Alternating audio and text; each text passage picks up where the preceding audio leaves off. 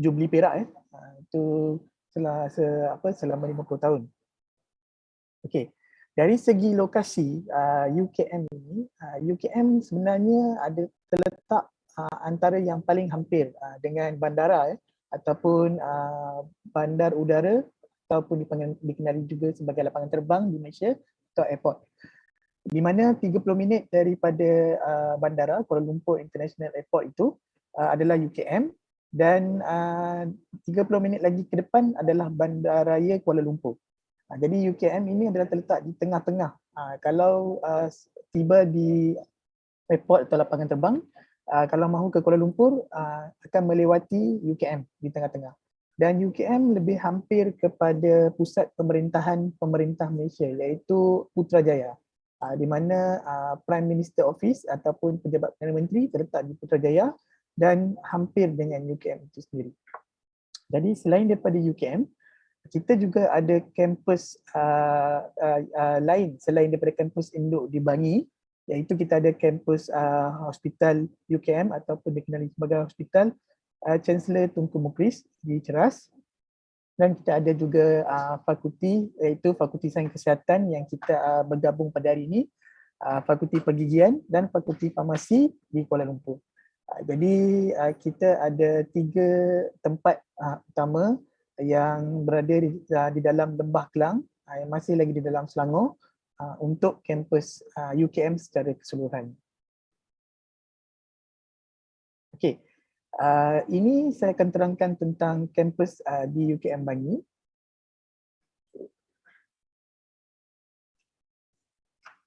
Okey, ini pula adalah seperti yang saya katakan tadi, kita ada kampus yang kedua iaitu di Ceras, iaitu Hospital Chancellor Tunku Mukhlis, UKM ataupun sebelum ini dikenali sebagai HUKM.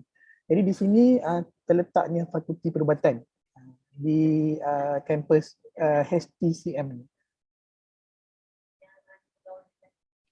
Dan satu lagi di HKL ataupun di Kuala Lumpur, kita ada seperti saya katakan tadi, kita ada Fakulti Sains Kesihatan, kita ada Fakulti Farmasi dan kita ada Fakulti Pergigian di satu tempat yang sama. Okey. Dari segi kedudukan ataupun ranking UKM, jadi UKM telah menambah baik dari tahun ke tahun. Sejak bermula dari 2012 kita telah mencapai kenaikan yang amat ketara dari segi kedudukan di Asia, di ASEAN dan juga di dunia.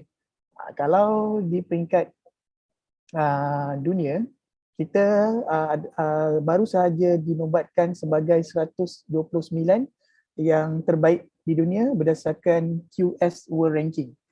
Kalau di peringkat ASEAN, kita yang kedudukan yang kelima, dan pada kedudukan di Asia, kita yang ke-32 di Asia. Jadi kita sebaris berdiri bersama dengan universiti-universiti yang terkemuka di dunia, di peringkat dunia, dan di peringkat Asia kita juga sebaris bersama dengan Singapura, dengan Jepang dan juga Korea Selatan, yang mana adalah pendahulu ataupun leader dalam pendidikan khususnya. Jadi kita masih di track ataupun di landasan yang betul, dan kita berharap pada tahun-tahun ke datang UKM akan lebih naik lagi lah. Dan juga antara sumbangannya adalah daripada Fakulti Sains Kesihatan itu sendiri. Okey, selain daripada itu, saya juga ingin menerangkan UKM terdapat lebih daripada 1000 MOU ataupun bentuk kerjasama di peringkat antarabangsa bersama dengan institusi-institusi, organisasi-organisasi dan juga badan-badan yang diiktiraf dalam bidang pendidikan ataupun bukan pendidikan. Jadi yang saya tunjukkan di sini adalah contoh international collaboration ataupun bentuk kerjasama antarabangsa yang masih aktif dan yang masih berjalan. Dan kalau saya nak listkan ataupun senaraikan di sini, terlalu banyak dan paling banyak ataupun paling banyak di UKM adalah kerjasama dengan badan-badan di Indonesia. Jadi ini contohnya adalah Universiti Pajajaran. Kita ada double degree ataupun program dual degree dengan Universiti Padjadjaran Medical Degree 4, yang mana akan dapat sarjana kedoktoran dari UNPAD, dan daripada UKM kita akan berikan ijazah Doctor of Medicine, Bachelor of Doctor of Medicine. So pelajar-pelajar ataupun anak-anak akan dapat 2 scroll degree ataupun ijazah setelah tamat tempoh 6 tahun ya, 3 tahun di Padjadjaran dan 3 tahun di UKM. Jadi kemungkinan besar Fakulti Sains Kesihatan juga akan membuat program yang sama. Jadi kita akan tunggu usahanya dan juga plannya daripada Fakulti Sains Kesihatan itu sendiri. Selain daripada itu, kita juga ada kerjasama dengan Institut Teknologi Bandung. Jadi ITB ini juga adalah 10 yang terbaik di Indonesia selain daripada Universiti Padjadjaran itu sendiri. Dan kita juga ada dengan Universiti Riau, Airlangga. Kita ada juga bentuk kerjasama dengan International Atomic Energy Agency dari segi MOU. Kemudian kita juga ada dual degree juga dengan Universiti Jerman, iaitu University of UDE, University of Duisburg of Essen, yang mana 3 tahun di UKM dan 1 tahun di Jerman itu sendiri untuk bidang teknik ataupun engineering ya. Engineering, mechanical engineering, civil engineering, elektronik dan sebagainya.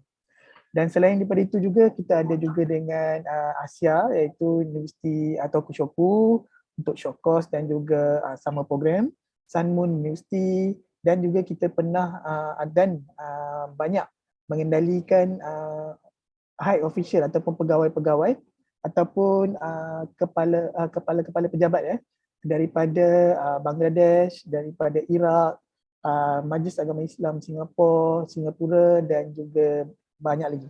Dan ini adalah contoh collaboration ataupun kerjasama yang kita ada buat masa sekarang dan masih berjalan. Okay. Untuk bilangan pelajar di UKM, jadi untuk current atau yang semasa, kita boleh memuatkan ataupun menerima pelajar daripada peringkat S1 sehingga ke S3, iaitu 28,621. Ini adalah bilangan pelajar yang sekarang, dan bilangan total alumni ataupun bekas-bekas pelajar ini sekitar 220,000 ya sekarang. 212,000 ini adalah sehingga tahun 2021. Jadi sekitar 220,000 total alumni yang sekarang.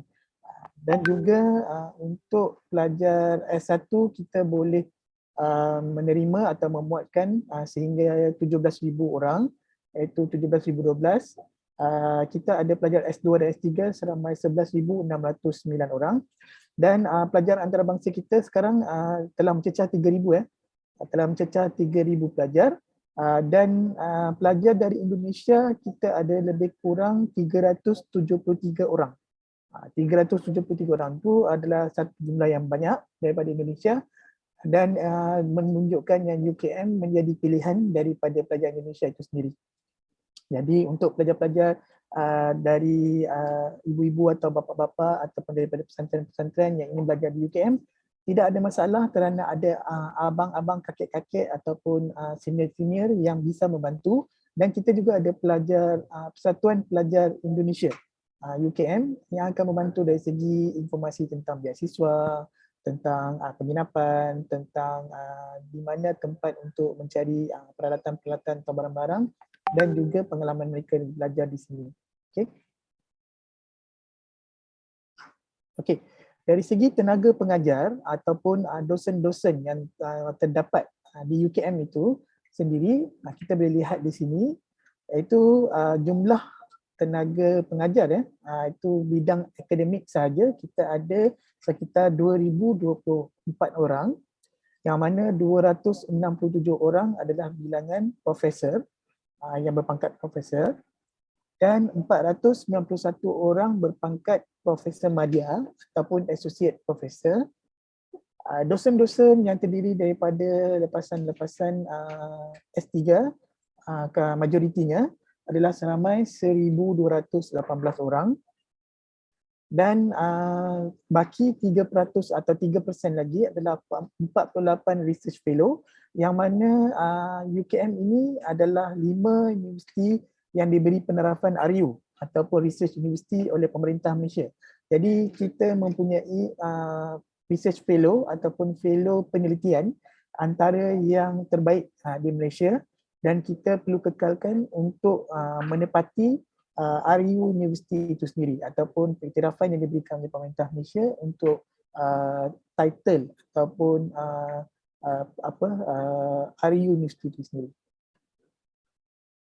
Okey, di UKM kita ada 13 fakultas ataupun 13 fakulti yang mana kita boleh lihat di sini. Di bawah kluster sains dan teknologi kita ada fakultas ataupun fakulti kejuruteraan dan alam bina. Kemudian kita ada fakultas sains dan teknologi, kita ada fakultas IT, information science dan teknologi.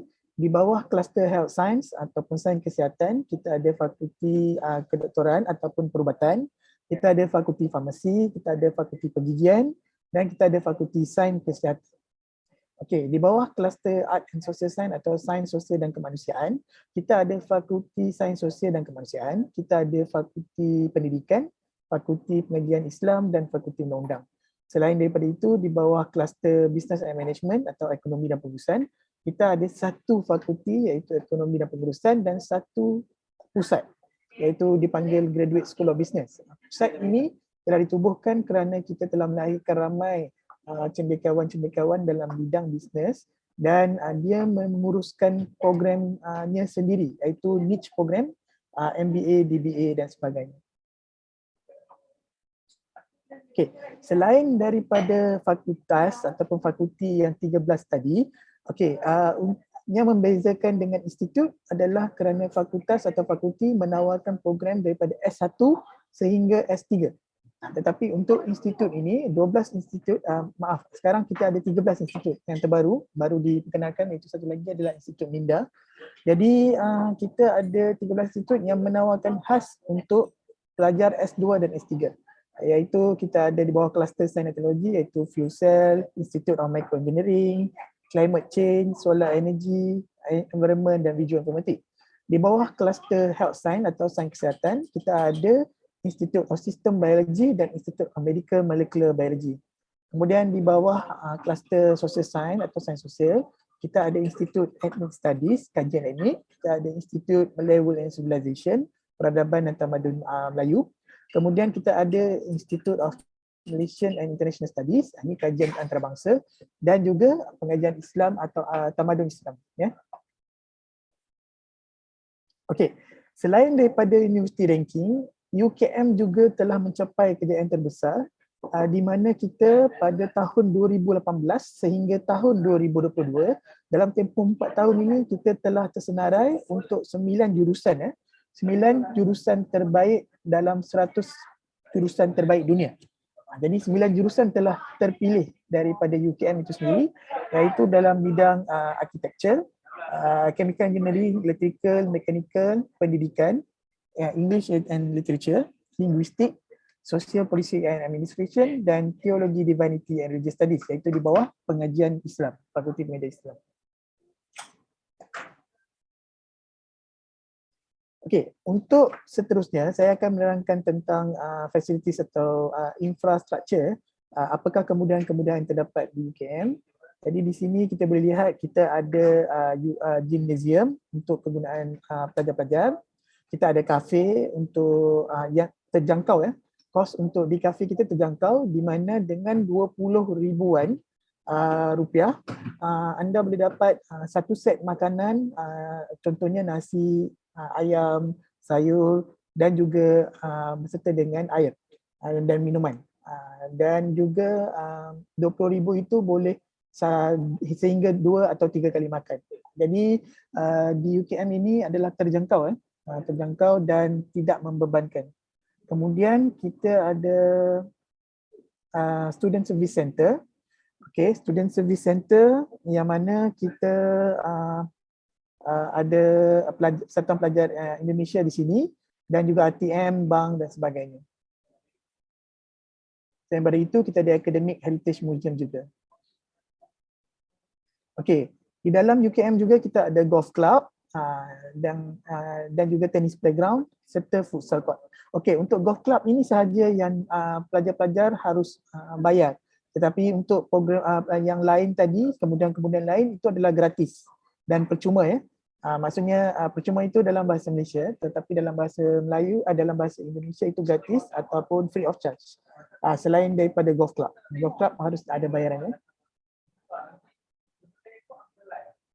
Okay, kita juga ada swimming pool bertaraf Olimpiad atau bertaraf Olimpik.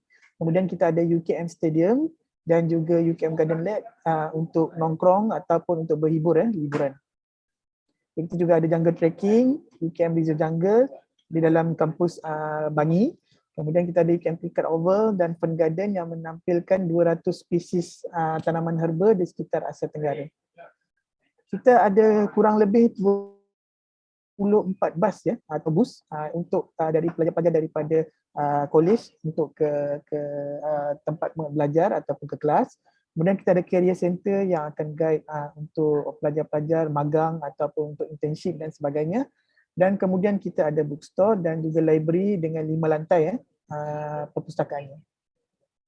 Okey, selain daripada itu kita ada pusat kesihatan, kita juga ada hospital sendiri dan juga servis dentistry kita sendiri.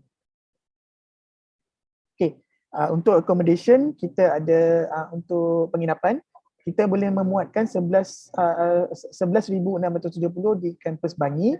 Kemudian di Ceras itu Fakulti Perubatan ada satu dan boleh memuatkan atau menempatkan 600 orang. Dan di KL kampus yang mana ada 3 kampus tadi termasuk Fakulti Sains Kesihatan hari ini, iaitu ada satu residential college yang boleh memuatkan 1,740 pelajar pada sesuatu masa. Okey, ini adalah contoh di Bangi untuk S1 ini untuk S1, saya akan tunjukkan sedikit saja. Okey, ini untuk S1. Okey, di sekitar Bangi ini adalah tempat-tempat liburan ataupun tempat untuk menukar wang atau sebagainya untuk mendapatkan keperluan di sekitar Bangi. Okey. Program yang ditawarkan di UKM, kita ada 73 untuk S1, tetapi untuk pelajar international kita tawarkan 50 program. Dan untuk jurusan S2 dan S3 kita ada 481 jurusan dan kebanyakannya kita tawarkan untuk pelajar antarabangsa. Okey. Jadi itu sahaja untuk pengenalan dari saya, wakil daripada UKM Shape. Sebelum saya serahkan kembali kepada host iaitu Dr. Noazrul untuk rencana ataupun acara seterusnya. Jadi terima kasih dan selamat bergabung untuk yang baru bergabung pada waktu ini dan selamat datang Sugeng Rawuh kepada yang baru hadir ataupun yang baru datang pada hari ini. Jadi itu saja daripada saya untuk hari ini. Terima kasih dan matur nuwun dalam bahasa Jawanya terima kasih juga. Jadi terima kasih dan saya serahkan kembali kepada Dr. Noazrul untuk acara ini. Terima kasih Dr. Noazrul. Okay. Terima kasih Encik Romaini atas penerangan yang jelas yang diberikan.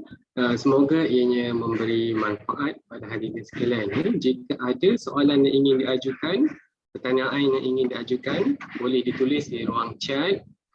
Dan jika ada yang mahu bertanyakan secara live, kita akan buka ruang tersebut selepas penerangan khas dari Timbalan Dekan, Profesor Madya Dr. Zahrayanti.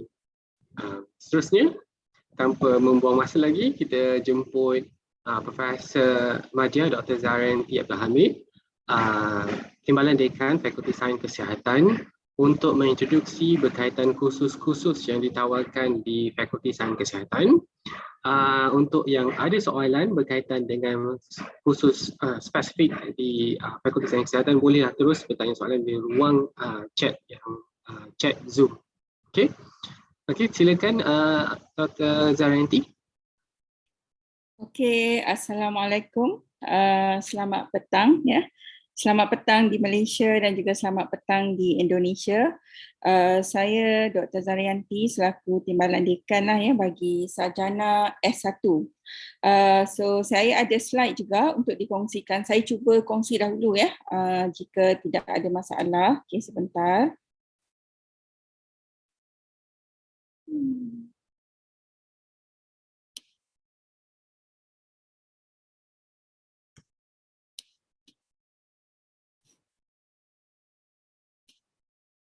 Okay, I think I need someone to share for me. Boleh ke? Dr. Azrul boleh bantu untuk share ke? Saya sharekan slide. Sebab I think my ni tak boleh share. Sekejap .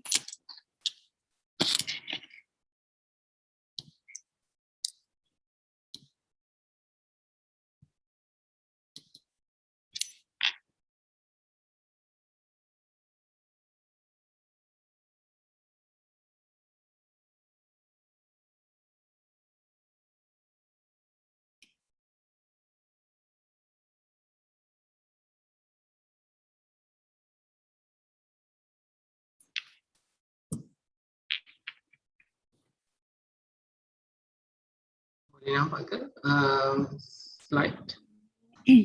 Sekejap. Saya ada slide. Sekejap, saya ada slide yang sini.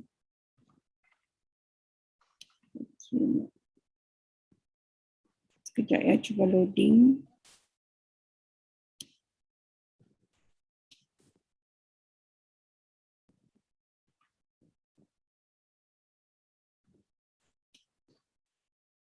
Okay, Dr. Azrul minta tolong kongsikan slide yang saya baru kongsi ni.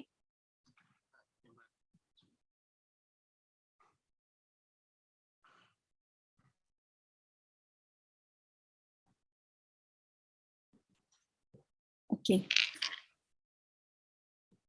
Okay, ada dapat tak?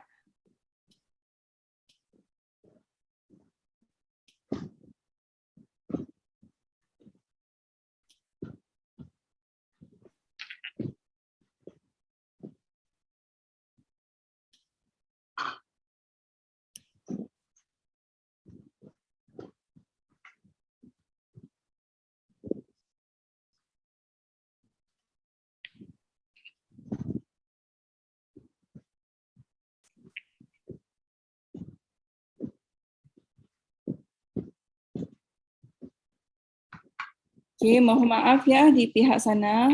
So mungkin sekejap lagi sudah dapat ya Dr. Azrul? Dapat. Okay. Saya sharekan slide ini.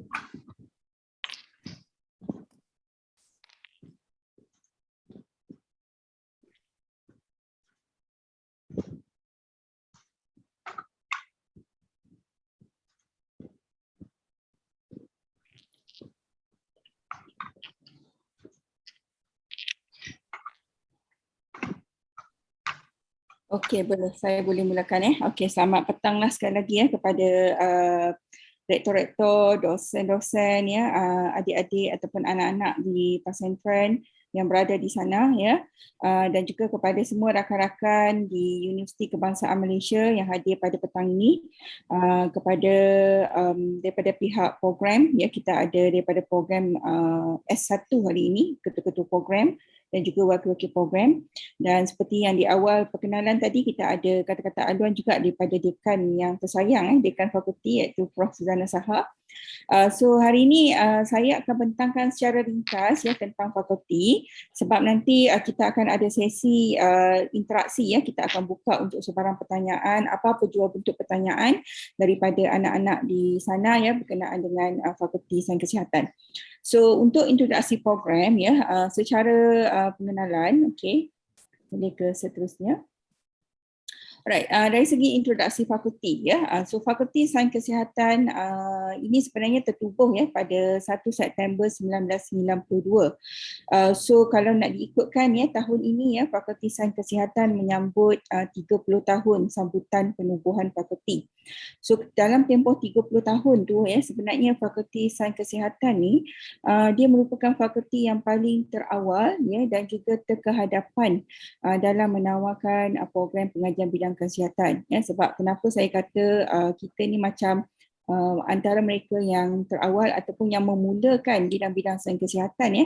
Sebab kita di Fakulti Sains Kesihatan ni ada 11 program pengajian bidang peringkat sarjana S1 yang berkaitan dengan bidang sains kesihatan. So kalau nak dibandingkan dengan institusi lain yang ada di Malaysia, kita adalah the only institusi yang menawarkan program bidang sains pengajian yang komprehensif ya, ataupun yang paling besar ya. Okey, seterusnya. Okey, dari segi lokasi ya, tadi Encik Romaini dah terangkan secara umum untuk UKM ya. So untuk Fakulti Sains Kesihatan ni kita sebenarnya terletak di betul-betul ya di tengah-tengah bandar Kuala Lumpur. Ya, iaitu kita panggil sebagai kampus Kuala Lumpur ya. Cuma daripada 11 program yang kita ada ya, satu program iaitu program Sains Forensik itu dia terletak di kampus Bangi tadi ataupun kampus yang dimaksudkan oleh Encik Romaini tadi iaitu di UKM Bangi di Selangor ya. Selebihnya 10 program kita berada di kampus Kuala Lumpur dan kampus Kuala Lumpur ni kalau siapa yang pernah datang Malaysia ya, pernah pergi ke KLCC, memang kampus kita terletak berdekatan lah dalam kalau naik kenderaan mobil ya, saya dalam 5 minit dah boleh sampai ke KLCC ya. Kalau naik bangunan tinggi sikit dekat fakulti pun kita dah boleh nampak bangunan KLCC tu. So it's very nearby, memang berada betul-betul berdekatan dengan KL Center. Dan kolej kediaman juga berdekatan dengan pusat rekreasi ya. Kita ada tasik, kita ada tempat untuk berlibur untuk pelajar selepas maybe lelah selepas kuliah ya, mau berlibur, itu ada tempat berdekatan dengan kampus kediaman. Okey. Alright, seterusnya Dr. Azrul.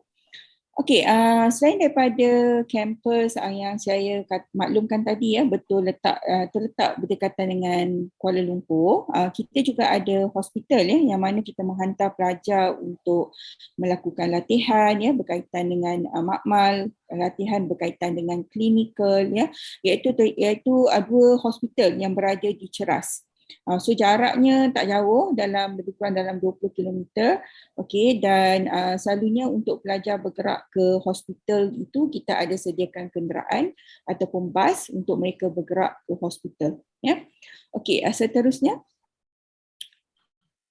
Okey, so ini secara ringkas dari segi tadbir urus fakulti ya. Kita memang satu fakulti yang besar di UKM ini, antara fakulti yang terbesar sebab kita menawarkan 11 program S1 dan juga banyak program di peringkat S2 dan juga S3.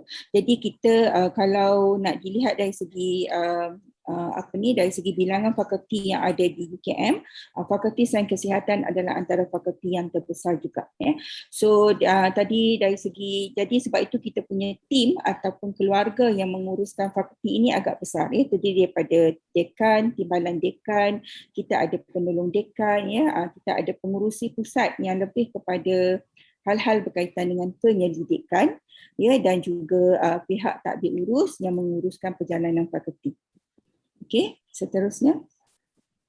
Alright, untuk kursus ataupun program di bawah sarjana S1 ya, kita ada 11 program dan setiap program itu akan diketuai oleh ketua program ya. Dan di atas ketua program yang akan mengetuai ketua program adalah timbalan dekan lah, ataupun saya tak pasti di Indonesia dipanggil apa ya, tapi dia adalah timbalan dekan yang menguruskan kursus-kursus berkaitan dengan S1. Okay, alright, next.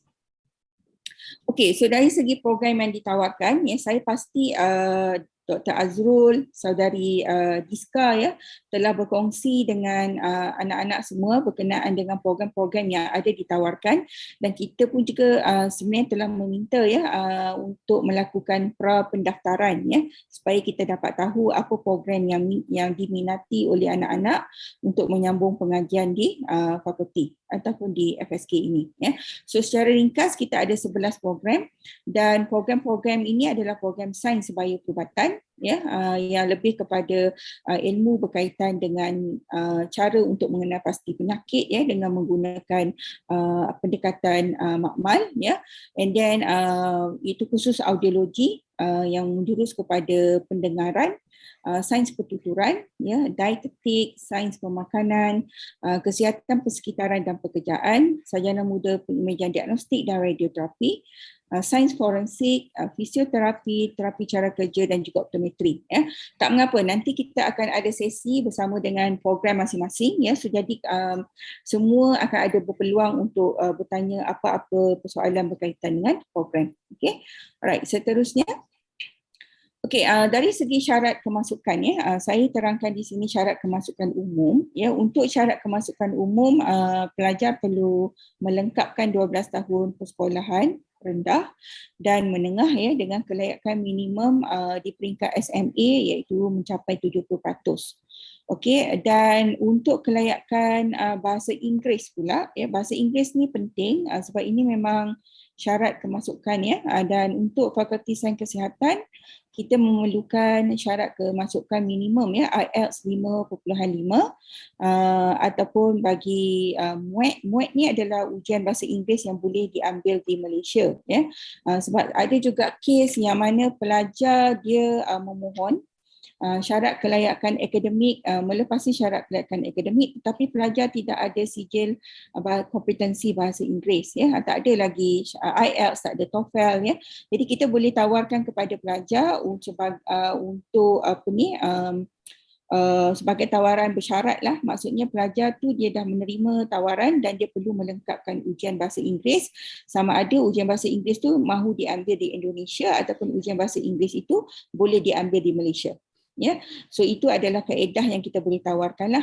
Tetapi kalau pelajar tu sudah datang, syarat kelayakan akademiknya sudah bagus, syarat bahasa Inggerisnya juga sudah bagus, jadi kita tidak perlu, maksudnya kita boleh bagi tawaran penuh dan pelajar boleh teruskan pengajian seperti pelajar-pelajar yang lain. Ya. Okey, dan kita juga di fakulti ya, daripada 11 program yang kita tawarkan, kita ada satu sahaja program yang tidak ada temuduga ya, iaitu program kesihatan persekitaran dan pekerjaan ya. Program-program lain semua calon perlu ditemuduga ya, untuk sebagai syarat tambahan untuk kita memilih calon yang berkelayakan lah untuk masuk ke program tersebut. Okey, right. Okey, seterusnya. Dari segi bilangan pelajar ya, kita di fakulti sekarang kita ada untuk pelajar sarjana S1 kita ada menghampiri 1,400 orang pelajar dan bilangan pelajar yang paling ramai adalah di program Sains Bioperubatan ya. Selebihnya sebab program Sains Bioperubatan kita ada dalam unjuran 80 sehingga 85 orang pelajar. Manakala program-program lain kebiasaannya ambilan kita sekitar 30 orang pelajar sahaja maksimum bagi setiap program ya. Okey, seterusnya. Dari segi bilangan pelajar antarabangsa ya, sebenarnya kita di fakulti ni baru bermula untuk menggalakkan pengambilan pelajar antarabangsa. Kita melihat ada peningkatan lah dari segi kemasukan pelajar-pelajar antarabangsa. Kalau kita lihat dari 3 tahun ke belakang, sebenarnya tahun ini ambilan pelajar antarabangsa kita paling ramai lah, iaitu sekitar 13 orang untuk sekali ambilan ya. So sekarang ni jumlah bilangan pelajar antarabangsa yang mendaftar di fakulti ada sekitar 20 orang pelajar ya. So kita mengharapkan lebih ramai pelajar terutamanya daripada Indonesia ya akan datang untuk melanjutkan pengajian di fakulti. So dari segi kenegaraan ataupun pelajar-pelajar antarabangsa yang ada di fakulti ini kebanyakannya daripada pelbagai negara lah ya. Ada daripada Indonesia, daripada negara Timur Tengah ya seperti negara Arab, dan juga daripada China ya, kebanyakannya juga daripada China, Singapura, Brunei, Finland ya. Kita juga baru pertama kali menerima pelajar daripada Finland tahun ini, daripada South Korea ya, dan juga beberapa negara Arab lah ya seperti yang Iraq, Arab Saudi, Yemen, Tunisia dan sebagainya. Okay, right. So seterusnya Dr. Azra. So dari segi kemudahan fasiliti ya, kemudahan untuk pembelajaran ya, kita ada kemudahan mengikut program, keperluan program ya, banyaklah kemudahan-kemudahan yang ada dan fakulti sentiasa melihatlah keperluan untuk kita menambah baik, untuk kita upgrade ataupun kita menjadikan persekitaran pembelajaran itu lebih baik ya untuk semua pelajar supaya mereka akan ada pengalaman pembelajaran yang terbaiklah di fakulti. Okey, right, kita boleh teruskan. Okay, kita ada banyak teaching laboratory, makmal-makmal yang ada di fakulti, terlalu banyak, saya tak akan sebut satu-satu, tetapi fasilitinya ada di sini. Kita juga ada teaching lab bagi program dietetik yang belajar untuk menghasilkan diet yang sihat, untuk program sains pemakanan ataupun di Indonesianya saya rasa dipanggil gizi ataupun nutritional science, optometri untuk pembelajaran bahagian mata, audiologi bagi bahagian pendengaran. Okay. Right. Seterusnya kita juga ada klinik. Okay. Klinik ni adalah bagi program-program yang menjalankan perkhidmatan ataupun servis klinik kepada pesakit. So ini selalunya melibatkan program seperti optometri, program terapi cara kerja, fisioterapi, program-program dietetik, audiologi dan juga pendengaran, serta psikologi klinik. So ini kita memang ada klinik khusus di fakulti, dan bagi ada juga ketikanya pelajar perlu pergi ke fasiliti luar seperti di hospital untuk menjalani latihan tambahan untuk klinik. Dan selain daripada makmal klinik, kita juga aktif melakukan research seperti yang Encik Romaini maklumkan tadi. Fakulti Sains Kesihatan kita berada di UKM, jadi kita adalah research university. So bila kita kata kita adalah research university ataupun universiti penyelidikan, jadi komponen penyelidikan tu adalah salah satu komponen yang penting yang mana pelajar akan terlibat secara langsung dalam penyelidikan. Alright, okay, next. Okay, dari segi ranking, kita juga di fakulti UKM sentiasa bergerak maju ke hadapan dari segi ranking dengan berlakunya peningkatan dari tahun ke tahun menjadi universiti yang lebih baik sama ada di peringkat Asia ataupun di peringkat dunia. Jadi kita mengharapkan dengan adanya reputasi, dengan adanya rating-rating sebegini dia dapat memberikan lebih banyak kelebihan kepada pelajar-pelajar ataupun graduan-graduan kita dari segi peluang-peluang untuk mendapatkan kejayaan nanti. Okay, alright. Seterusnya, okay, berkenaan dengan program-program pengajian program pengajian kita sarjana S1 ni juga diiktiraf oleh badan-badan antarabangsa seperti Sains Bioperubatan diiktiraf oleh Institute of Biomedical Science, yang mana IBMS ataupun Institute of Biomedical Science ni dia adalah satu badan daripada United Kingdom ataupun UK, yang mana bagi program yang mendapat akreditasi IBMS ni graduan-graduan yang keluar daripada program tersebut akan mempunyai peluang yang lebih luas untuk mencari ataupun bekerja sebagai dalam bidang profesion sains kesihatan ataupun sains bioperubatan di luar negara. So itu salah satu kelebihan apabila kita mendapat akreditasi ataupun pengiktirafan IBMS. Selain itu, program-program lain di fakulti juga mendapat pengiktirafan daripada badan-badan seperti Allied Health Professional Council, World Council of Optometry serta World Federation of Occupational Therapists. So tujuan-tujuan kita memastikan program-program kita ni mendapat pengiktirafan ni supaya dia dapat memberi peluang yang lebih cerah kepada graduan-graduan kita setelah tamat pengajian nanti untuk mendapat peluang pekerjaan yang lebih baik di peringkat antarabangsa.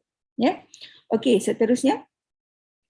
Okey, dari segi peluang kerjaya dari segi peluang kerjaya saya juga amat berbesar hati untuk berkongsi untuk program ataupun fakulti sendiri Fakulti Sains Kesihatan, dari segi peratus pelajar yang mendapat kerja selepas tamat pengajian, dari segi peratusan itu meningkat daripada tahun ke tahun, dan yang terkini fakulti mencapai 94.9% pelajar yang telah tamat belajar mendapat pekerjaan. Itu adalah satu kadar yang tinggi maksudnya peluang untuk dapat pekerjaan tu lebih baik daripada tahun ke tahun bagi graduan-graduan dalam bidang sains kesihatan.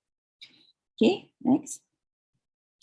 Okey, And then of course lah ya, seterusnya adalah tentang pelajar kita. Of course kita amat our student is our pride. Maksudnya kita amat bangga dengan pencapaian pelajar-pelajar di fakulti ya. Our student very aktif, pelajar-pelajar kita amat aktif ya. Mereka aktif dari segi akademiknya, aktif dari segi aktiviti lain seperti pengantarabangsaan ya, terlibat dengan aktiviti di luar-luar negara sama ada sebagai pemimpin ya ataupun leadership program.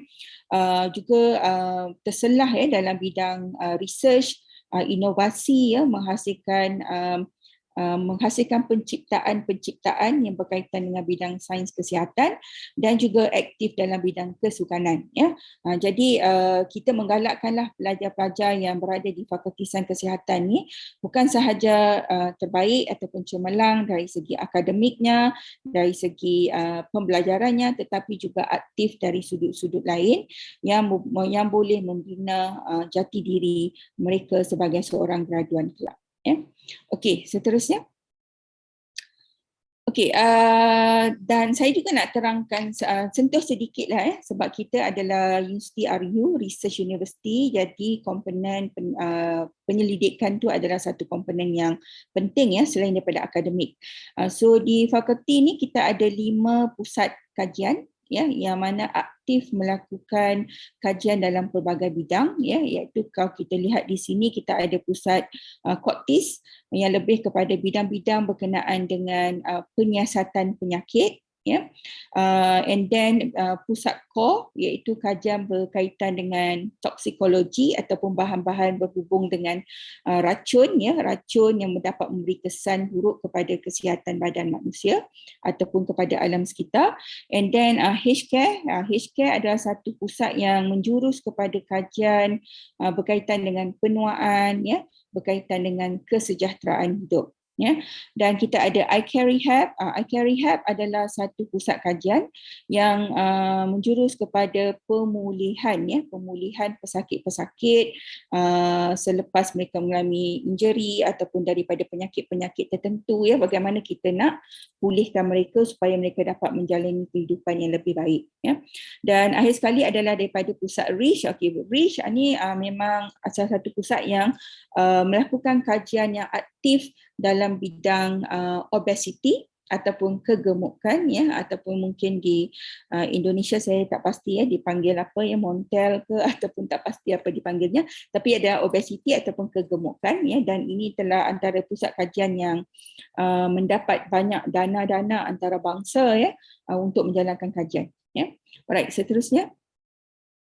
Saya rasa sudah okey. Yang terakhir sekali saya cuma nak berkongsi ya, kita di fakulti juga aktif melakukan jalinan kerjasama dengan universiti-universiti di luar negara, universiti-universiti yang bersifat 50 universiti terbaik di dunia, dan pelajar juga ya sebenarnya mempunyai peluang untuk melakukan mobility ya setelah melanjutkan pengajian di FSK, mempunyai peluang untuk melakukan mobility ke luar negara bagi bagi mengikuti program-program sangkutan ataupun penempatan di luar sana.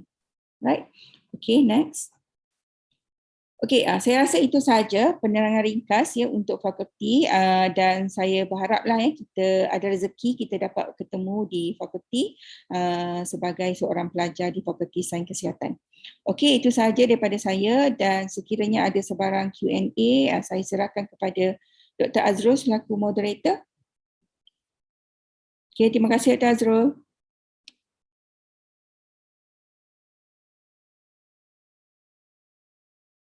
Terima kasih Profesor Madya Dr. Zahranti atas penerangan yang diberikan tadi. Okey, kita tengok dulu kalau ada soalan, kalau kita buka ya untuk soalan, kalau ada apa-apa soalan dari pihak peserta atau pihak pesantren.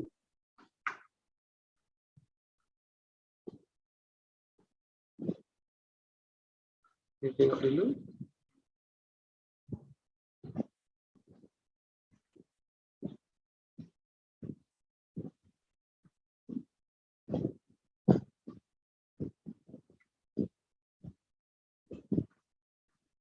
Ada apa soalan daripada daripada peserta?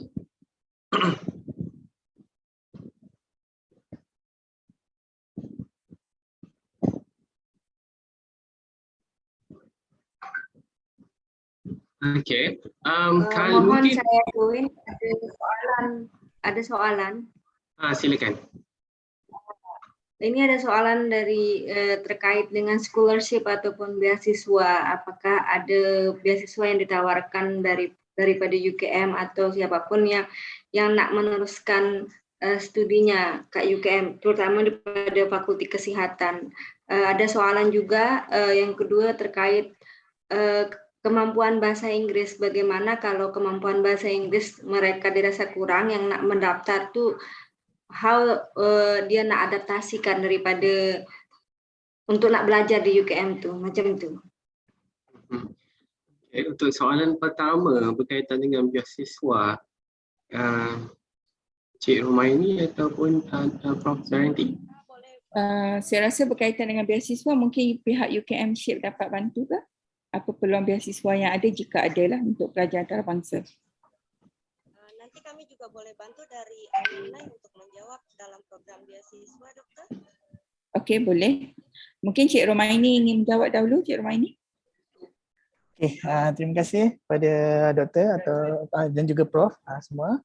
Okey, untuk beasiswa kita ada untuk S2 dan S3 kita ada.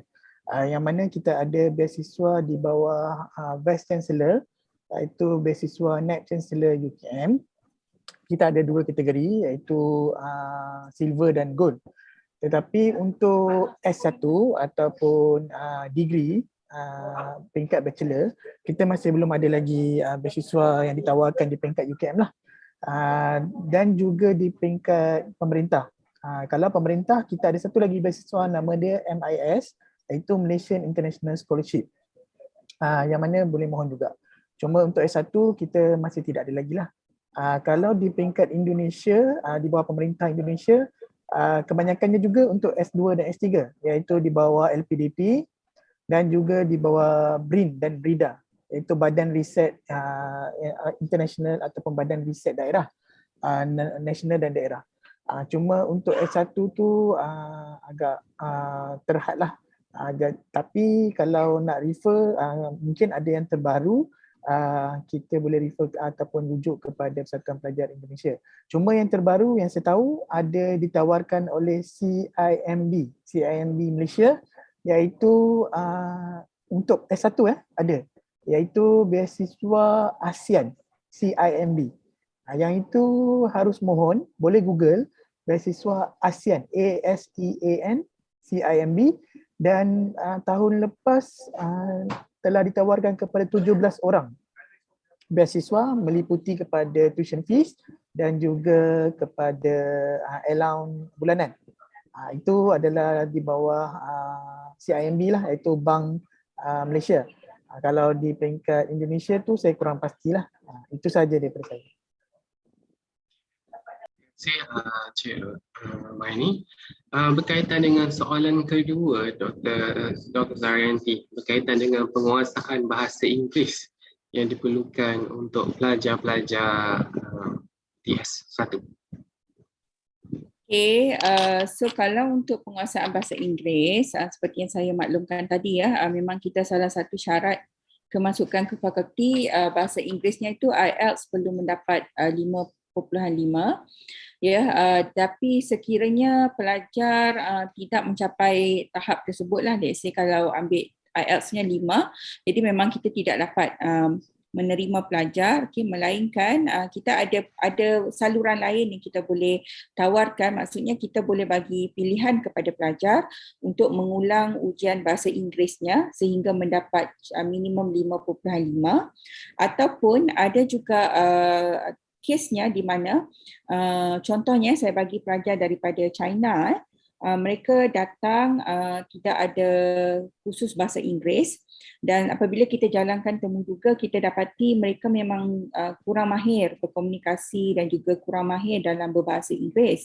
Sebab khusus bahasa Inggeris ni memang salah satu syarat keperluan untuk masuk dan pengajaran kita di universiti ataupun di fakulti juga banyak menggunakan medium bahasa Inggeris. So dalam kes tersebut kita boleh tawarkan pelajar untuk mengikuti kursus bahasa Inggeris di UKM dalam tempoh minimum setahun dan juga maksimum 2 tahun. Ya, so setelah mengikuti kursus bahasa Inggeris tersebut, ya, pelajar perlu menduduki peperiksaan bahasa Inggeris dan mencapai syarat asas yang diletakkan oleh fakulti. Sekiranya selepas tempoh tersebut, sebagai contoh ya, kita ada kes sebelum ini, selepas setahun pelajar tu menduduki kursus bahasa Inggeris yang ditawarkan di bawah UKM SHAPE ya sebenarnya, mereka menduduki peperiksaan IELTS dan mencapai tahap yang dikehendaki oleh fakulti, dan selepas itu baru kita bagi tawaran penuh kepada mereka untuk mendaftar sebagai pelajar di fakulti. Jadi secara rumusannya memang perlu untuk melepasi syarat tersebut untuk mendaftar sebagai pelajar di fakulti.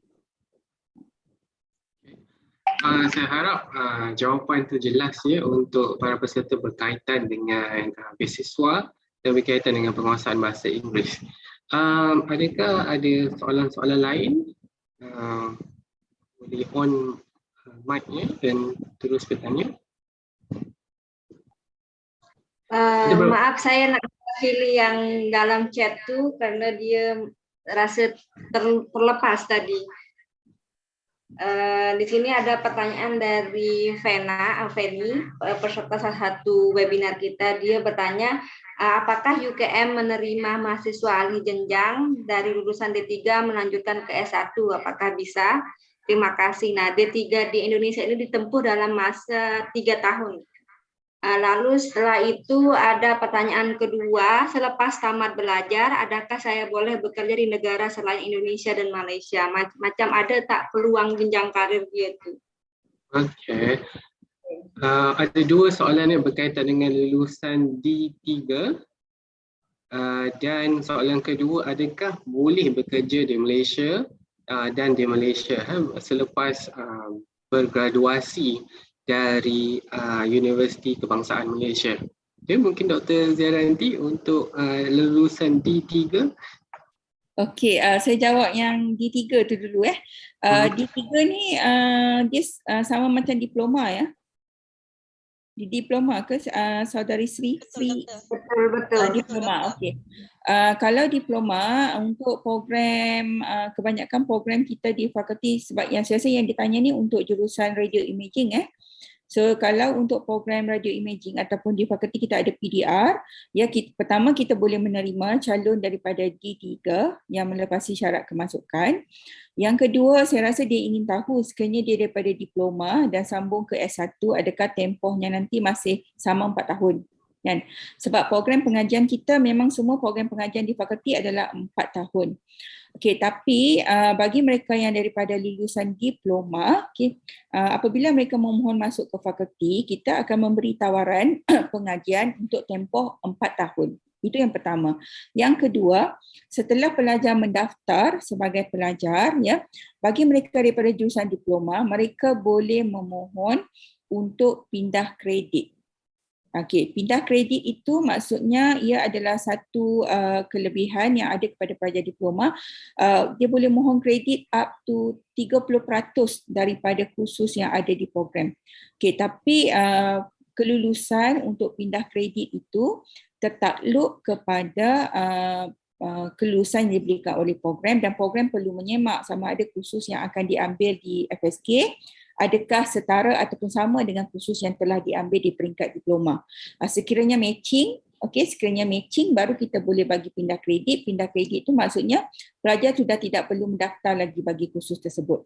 Tapi dari segi tempohnya, saya tidak boleh kata dia akan pendek jadi 3 tahun, sebab kadang-kadang struktur kurikulum kita tu dia disusun menjadikan dia berada pada tahun yang berbeza.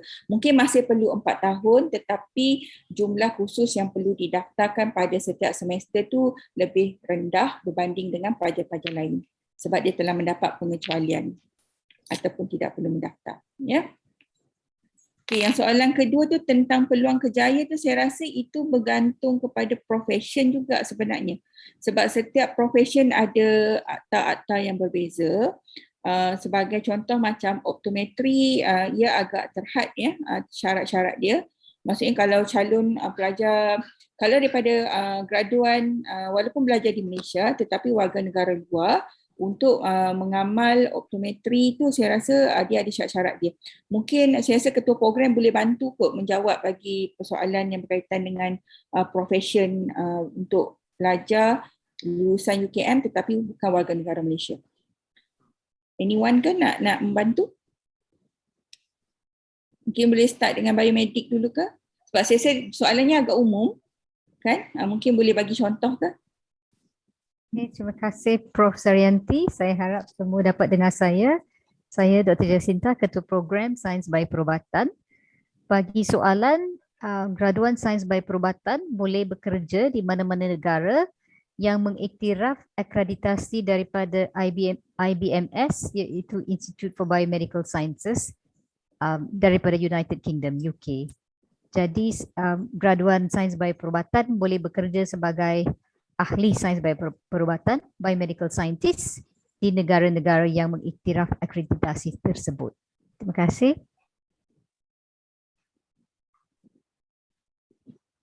Kita ada juga jawapan telah diberikan di ruangan chat Malaysia. berkaitan dengan pekerjaan. Jadi temanku, nggak tahu ya, kayaknya temanku ni aku juga nggak paham sih.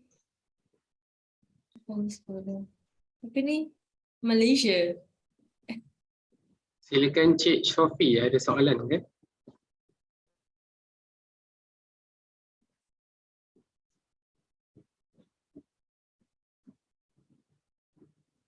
Okey. Ada program lain nak jawab soalan tu? Soalan dari yang kedua berkaitan dengan peluang pekerjaan.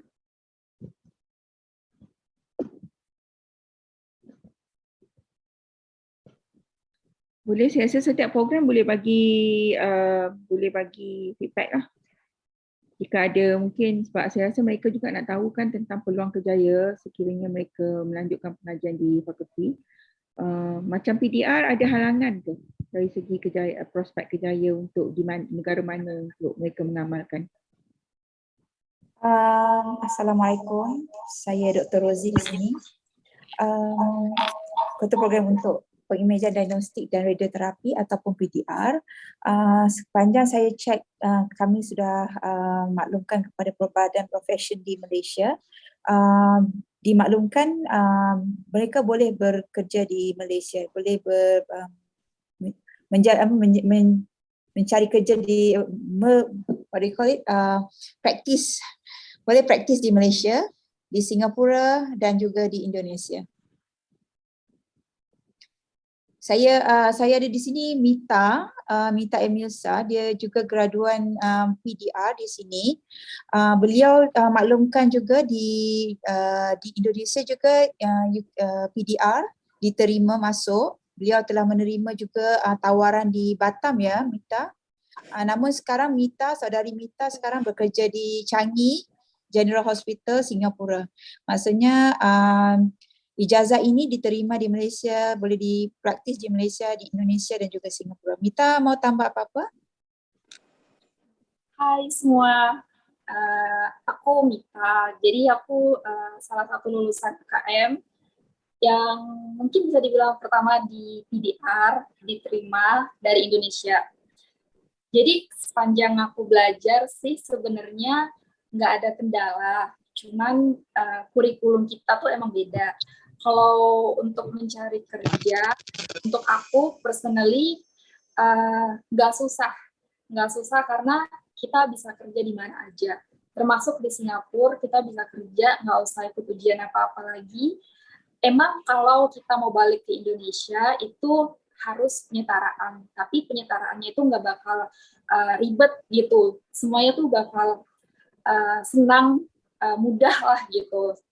Jadi aku pernah ditawarin juga di Brunei, pernah ditawarin juga di Singapura, sekarang aku di Singapura, terus di Indonesia juga aku pernah ditawarin. Dan kalaupun kita daftar di Indonesia, kita tahu gaji kita tuh bakal beda sama lulusan Indonesia gitu. Jadi aku rasa nggak ada masalah, menurut aku nggak ada problem untuk kita daftar kerja di mana aja gitu. Malah kita tuh lebih bagus gitu. Itu aja sih dari Mita. Terima kasih Mita atas penerangan pengalaman yang di-share bersama. Ya, Seterusnya, soalan yang mungkin kalau kita tengok ada soalan berkaitan dengan asrama yang disediakan di UKM. Mungkin ada sesiapa yang boleh jawab untuk soalan ni? Dr. Syam ada, Dr. Syam. Kita punya dosen ya yang menguruskan hal ehwal pelajar. Saya nampak Dr. Syam ada tadi. Ada. Assalamualaikum. Waalaikumsalam. Okay.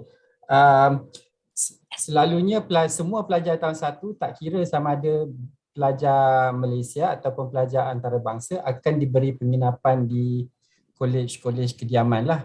Itu memang semua pelajar tahun 1 akan dapat. Tetapi untuk tahun-tahun seterusnya, sama ada pelajar itu boleh dapat penginapan di dalam kolej kediaman ataupun tidak, itu bergantung kepada merit hasil daripada aktiviti-aktiviti yang mereka lakukan sepanjang tahun 1.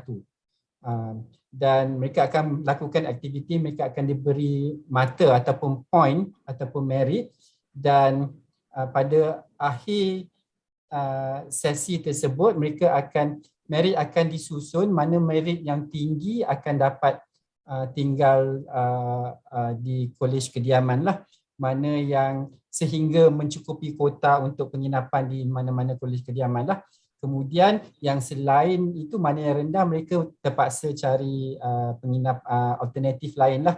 Contohnya penginapan di rumah sewa ataupun bilik sewa di sekitar Kuala Lumpur. Itu untuk tahun ketiga pun samalah, maksudnya semasa mereka tahun 2, kalau mereka aktif dan mengumpul cukup merit, mereka kemungkinan besar akan ditawarkan untuk penginapan di dalam kolej kediaman pada tahun ketiga, and so on and so forth lah. Kadar yuran penginapan, maaf saya pun tak apa sure sangat sekarang berapa kadarnya, tetapi biasanya pelajar memilih usaha untuk tinggal di kolej kediaman kerana bayaran untuk yuran asrama itu memang jauh lebih rendah lah berbanding kalau mereka sewa rumah di sekitar Kuala Lumpur. Namun sekiranya tidak mendapat penginapan di dalam kampus ataupun di dalam kolej kediaman, saya rasa itu bukan masalah yang amat besar untuk pelajar-pelajar lah, sebab di sekitar Kuala Lumpur memang ada banyak penginapan-penginapan yang boleh pelajar cari untuk sewa, ataupun sekiranya pelajar ingin mempunyai, sekiranya pelajar sanggup untuk tinggal sedikit jauh daripada Kuala Lumpur juga pun boleh, kerana public transport di sekitar Kuala Lumpur dan kawasan sekeliling Kuala Lumpur adalah sangat baik selalunya. Kita ada sistem-sistem LRT, monorail, MRT yang mana kadang-kadang pelajar yang mungkin tinggal lebih kurang 30 hingga 1 jam jauhnya daripada Kuala Lumpur masih boleh datang ke kampus untuk pengajaran dalam jangka masa yang singkat kerana adanya sistem-sistem pengangkutan awam yang boleh dikatakan sangat terhubung dan sangat baik. So itu saja respon saya, Prof. Zaryanti dan juga pengurusi. Okey, terima kasih. Saya terlupa pula, saya pula moderator. Okey, tak apa. Teruskan Dr. Azrul. Okey, terima kasih Dr. Syam. Mungkin bekas pelajar kita, Diska, boleh kongsi pengalaman berkaitan dengan tempat tinggal untuk asrama untuk pelajar. Silakan Diska. Terima kasih doktor. Dengar suara Diska doktor? Boleh jerit sikit. Oh, boleh jerit sikit. Jauh dengannya. Oh, jauh dengannya. Assalamualaikum adik-adik semua. Perkenalkan, saya Diska Monofatia, alumni dari Universiti Kebangsaan Malaysia, program Sains Komunikasi. Adik-adik semua, Mbak Diska akan sharing di sini untuk pengalaman mengenai asrama. Adik-adik semua itu nggak perlu risau sebenarnya untuk asrama atau tempat tinggal. Nah, adik-adik semua itu punya kami, alumni yang siap membantu adik-adik semua 100% ketika adik-adik semua sampai di Malaysia. izinkan juga Mbak Diska sebagai perwakilan PPI UKM, Persatuan Pelajar Indonesia UKM. Nah, kami senior-senior adik-adik semua itu bersedia membantu adik-adik semua ketika sampai di Malaysia. Jadi kita itu ada beberapa asrama adik. Kalau kita di Malaysia itu kita panggil, di UKM itu kita panggil college. Nah, ada beberapa college pilihan yang boleh adik-adik pilih sesuai dengan budget adik masing-masing. Nah, nanti untuk tahun pertama sama seperti di universitas-universitas Indonesia, kita itu di tahun pertama itu diwajibkan untuk berada di college. Nah, kenapa? Ya karena itu memupuk kemandirian adik-adik semua. Sekaligus adik-adik semua diperkenalkan di kampus untuk tahun-tahun pertama. Nah, untuk tahun-tahun berikutnya itu dikembalikan lagi kepada pilihan adik-adik, apakah ingin berada di college atau di luar. Mungkin adik-adik kalau kita bahasa Indonesia itu mau ngekos atau bersama teman-teman untuk ambil apartemen. Nah, itu nanti untuk informasinya itu boleh ditanyakan kepada kami, alumni atau senior-senior yang ada di PPI UKM. Secara otomatis adik-adik yang masuk ke Universiti Kebangsaan Malaysia itu nanti akan kami bantu dan kami masukkan di dalam grup PPI UKM. Dan di sana adik-adik boleh bertanya apa saja mengenai informasi studi di UKM termasuk asrama, tempat tinggal, dan lain sebagainya. Nah, jadi untuk adik-adik semua yang menanyakan tentang apakah ada asrama, nah nanti itu juga boleh kami jawab di dalam grup PPI ketika adik-adik semua sudah bergabung menjadi mahasiswa Universiti Kebangsaan Malaysia. Itu saja dokter dari Diska, terima kasih. Terima kasih Diska atas penerangannya. Okey, adakah ada soalan lain, soalan terakhir mungkin sebelum kita pindah ke bilik-bilik khas program? Okey. Saya rasa tak ada soalannya. Yang lain, yang kalau ada terus untuk ada soalan-soalan lain boleh terus untuk tulis di chat dan kita akan jawab di chat. Okey. So seterusnya program kita akan pindah ke bilik-bilik Zoom ataupun Zoom room yang berbeza bergantung kepada minat adik-adik semua berkaitan program yang diminati. Okey. So kita ada 11 program dan juga ada satu bilik khas untuk UKM Shape jika ada soalan-soalan yang bersifat general. Okey, bersifat general berkaitan dengan UKM. Okey, kita buka bilik-bilik yang di dalam bilik-bilik ini kita ada program-program yang diminati. Ada dosen-dosen untuk setiap program yang diminati boleh masuk ke dalam bilik-bilik breakout room tersebut. Boleh juga. Sana juga.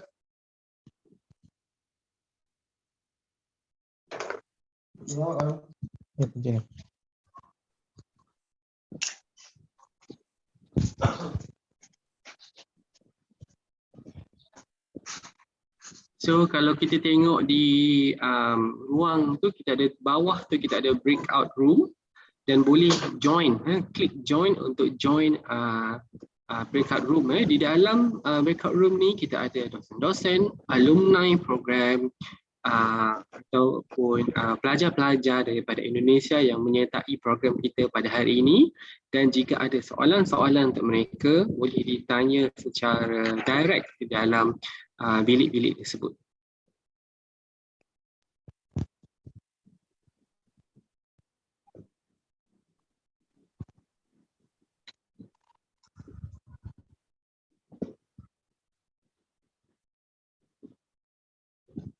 Di bilik optometri kita ada alumni FSK daripada Indonesia. Di bilik pengemejan diagnostik neuroterapi kita ada Mita, juga di alumni daripada Indonesia.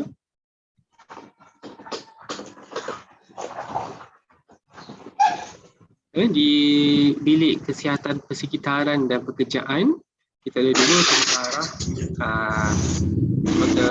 pensyarah atau dosen, Dr. Nurul Farhana, Dr. Syahara dan juga Dr. Muhammad Syam Osman. Di bilik sains pemakanan kita ada pensyarah dosen Hanis, Dr. Hanis dan Dr. Hasnah. Di bilik sains forensik kita ada Dr. Rusdina dan Dr. Sri Ishar. Boleh terus klik join untuk bilik-bilik tersebut.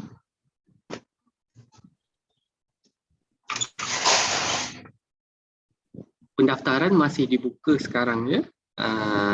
Kita akan buka sekarang. Dia masih dibuka.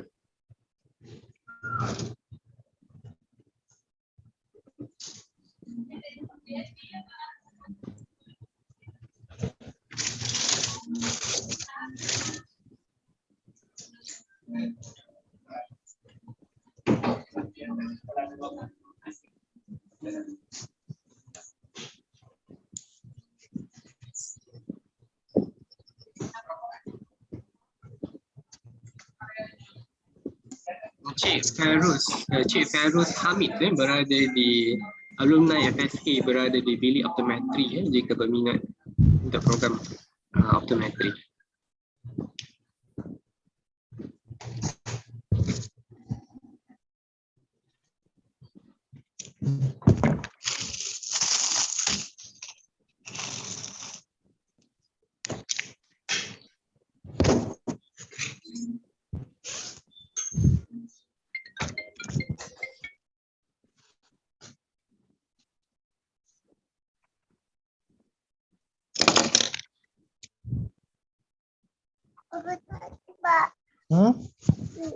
Mam.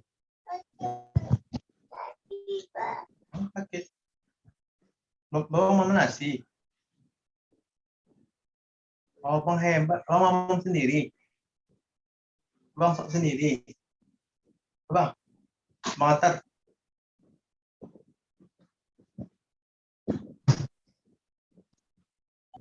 Kalau yang masih belum join bilik-bilik boleh terus ke breakout rooms dan boleh terus turun ke bawah.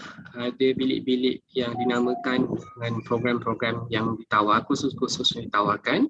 Boleh klik join untuk bersama dengan dosen-dosen di khusus-khusus tersebut. Terima kasih Dr. Azul, adik-adik dan rekan-rekan semua. Nah, di sini kan ada pilihan-pilihan nih sesuai dengan minat adik-adik semua.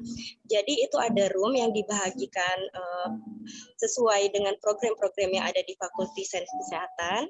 Nah, bagi adik-adik semua, mana yang adik-adik minati, adik-adik boleh klik join, kemudian adik-adik akan join di sana. Nah, di dalam room tersebut nanti adik-adik boleh bertanya langsung untuk setiap program atau pertanyaan-pertanyaan yang ingin adik tanyakan sesuai dengan minat dari program tersebut. Jadi silahkan join ya adik-adik semua di dalam breakout room. Terima kasih. Terima kasih Diska.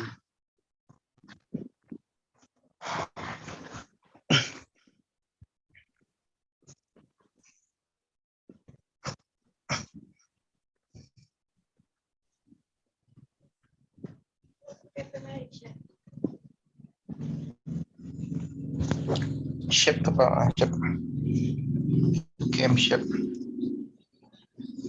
Jika yang ingin bertanya soalan dengan Dr. Zarianti, Dr. Zarianti berada di bilik utama sekarang, boleh terus tanya. Boleh on mic dan bertanya. Ya, jika ada apa-apa soalan berkaitan dengan pengajian, boleh tanya saja saya boleh jawab. Yang mana saya boleh jawab, saya akan bantu jawab lah.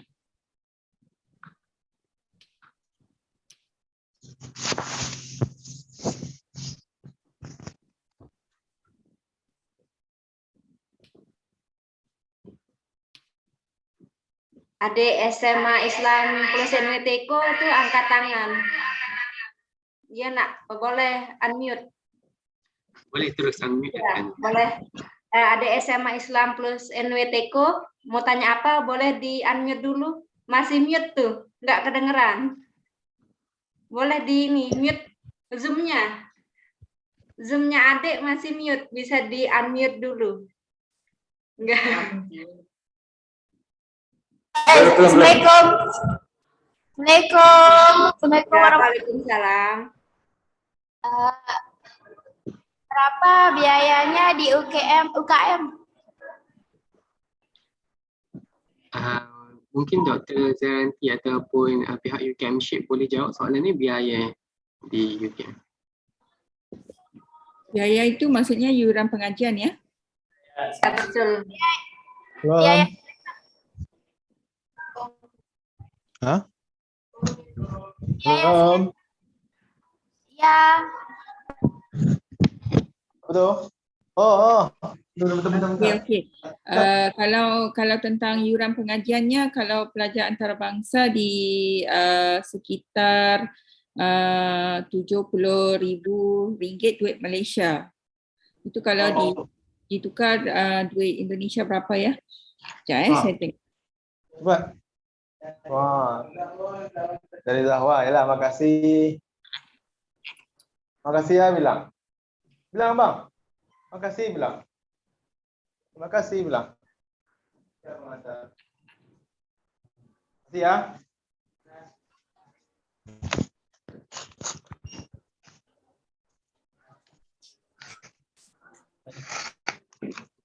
berapa biaya? Berapa di Indonesia uang?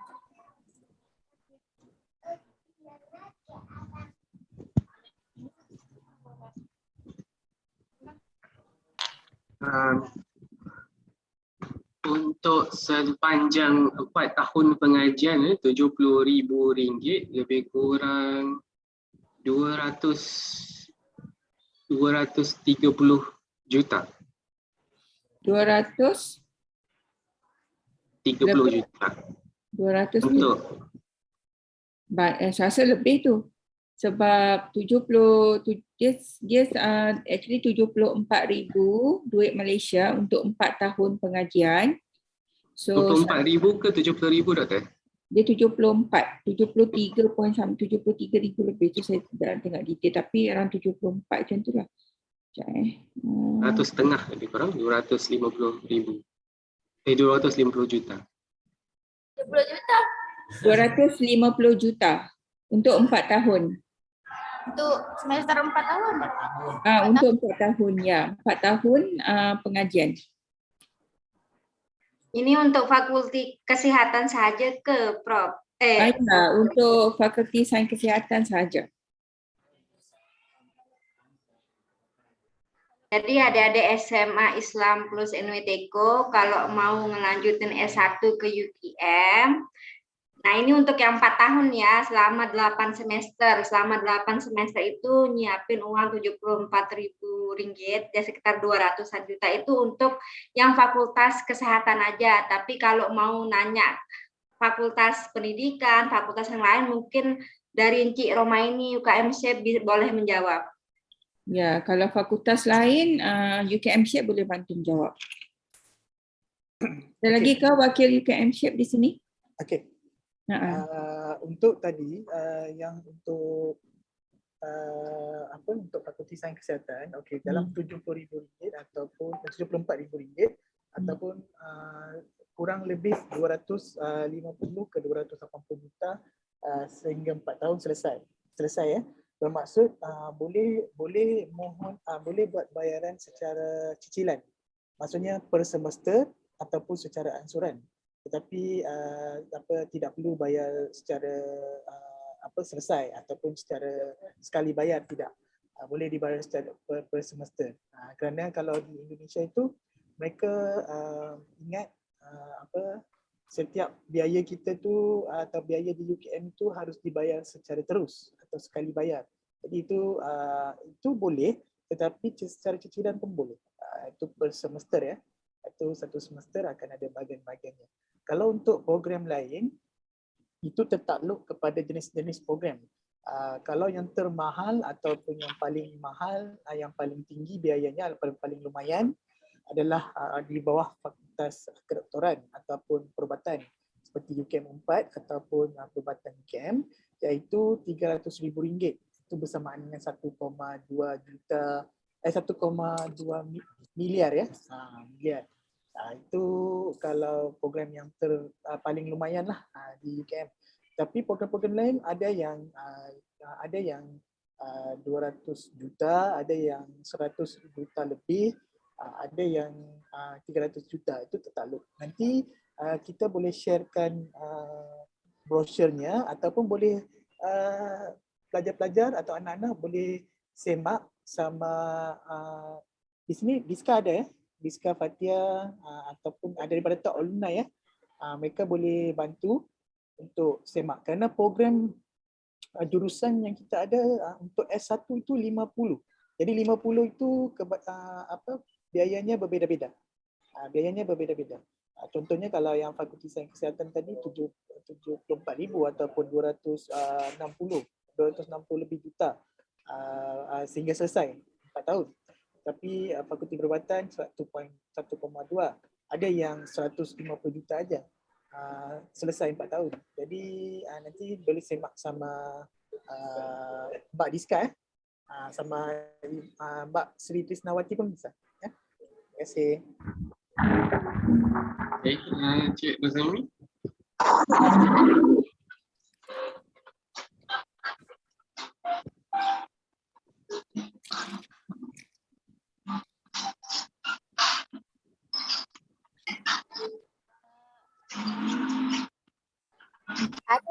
Ada beasiswanya. Sebentar. Oke. Halo. Silakan, Sri. Ini tadi ditanya, mungkin ketika perbincangan tadi adik-adik di SMA Islam Plus NWTK kurang mendengar, mungkin karena mereka di satu ruangan memakai satu laptop. Jadi tadi ditanya lagi masalah beasiswa, mungkin bisa dijawab dari UKM-SHIP terkait masalah beasiswa. Mohon diterangkan ulang kepada adik-adik SMA Islam Plus NWTK. Karena tadi mereka di satu kelas itu pakai satu laptop, jadi mungkin agak kurang mendengar penerangan daripada UKM-SHIP terkait beasiswa.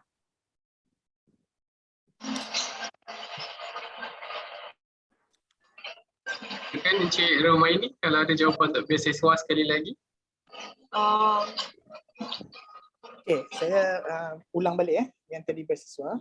Okey, kalau untuk beasiswa untuk S1 kalau di bawah UKM dan pemerintah Malaysia itu masih belum ada kalau untuk S2 dan S3 kita ada. Untuk pelajar S2, S3.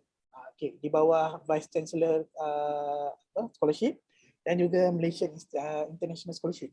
Kalau di bawah LPDP sama BRIN atau BRIDA juga sama kalau di Indonesia. Cuma yang terbaru tahun lepas kita ada dapat info daripada CIMB, iaitu Bank CIMB. Kalau di Indonesia itu CIMB Niaga Okey, boleh Google CIMB ASEAN Scholarship. Itu untuk pelajar S1 juga diterima.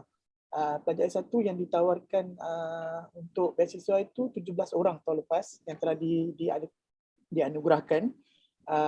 Biayanya termasuk tuition fees ataupun biaya yuran biaya dan juga biaya per bulan itu juga biaya. Jadi itu yang saya tahu setakat ini. Cuma kalau mau lebih lanjut mungkin ada beasiswa daripada company atau perusahaan-perusahaan yang tertentu, boleh berhubung sama top alumni ataupun dengan Persatuan Pelajar Indonesia UK.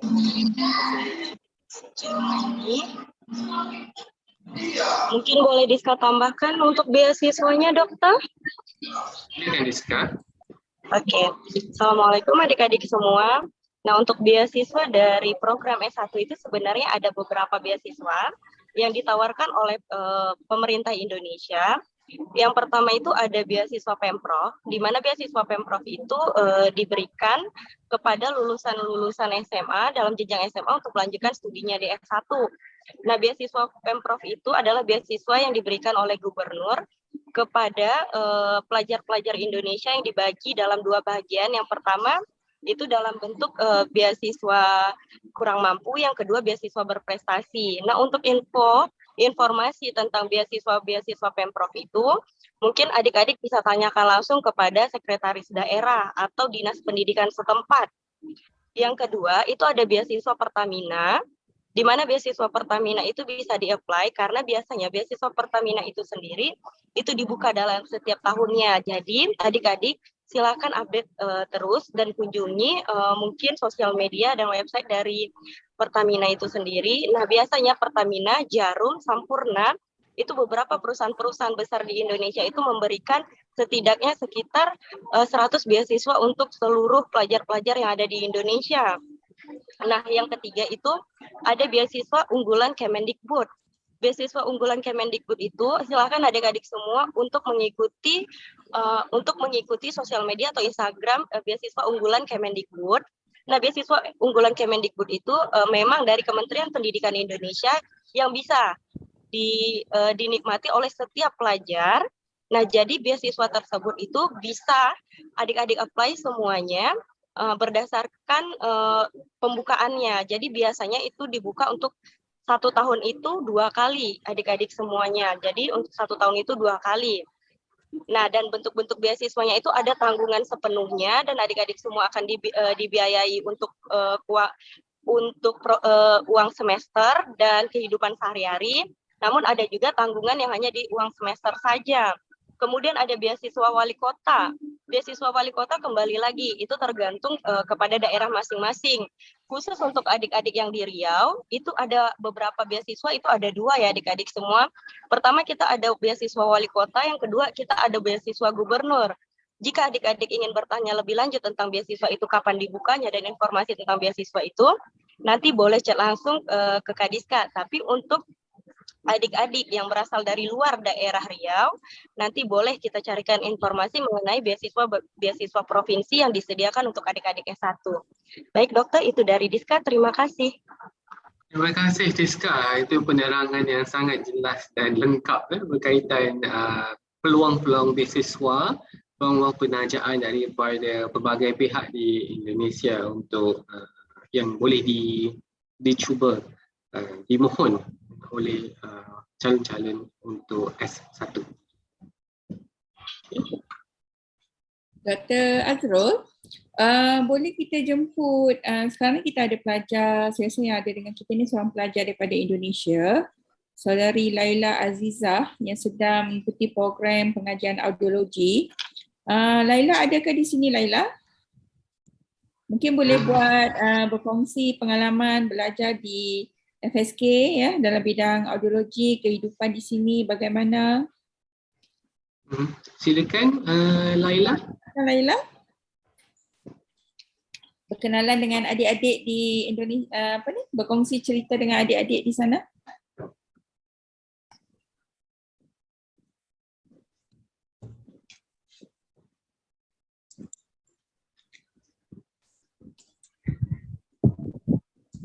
Saya nampak Laila ada tapi mungkin masih malu-malu. Masih malu-malu ya Laila. Okey, Dr. Wan ada, Dr. Wan Shah. Ya, saya ada. Sekejap je saya call dia. Okey. Ya, doktor. Ya, Ada pun. Laila ada Okey, Laila boleh kita minta ke berkongsi sikitlah pengalaman Laila. Laila sekarang tahun 2 ya di program audiologi? Berada di tahun 2? Yes, doktor. Okey, boleh kongsi boleh kongsi pengalaman belajar di fakulti dengan adik. My connection. Your connection not strong